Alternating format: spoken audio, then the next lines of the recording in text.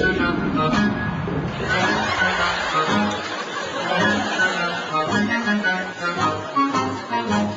the kitty cat's party, all the kittens will be there. They'll be dressed up in their Sunday best with flowers in their hair, wearing red and yellow ribbons and a tiny tinkle bell. There'll be kittens from the city and the countryside as well. Mr. Tommy Cat's invited just to play his violin. When the kittens pick their partners, then the dancing will begin. But perhaps I ought to tell you why there's such a happy crowd.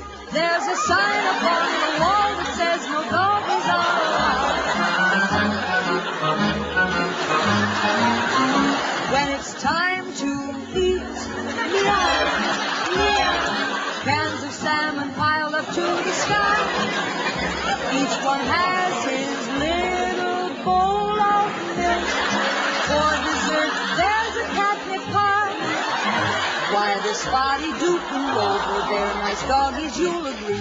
And they asked the kitty cats if they could all join in the spree. But their big eyes tell a story, and it's sad as it can be. For the answer from the kitty cats was no, sir, no.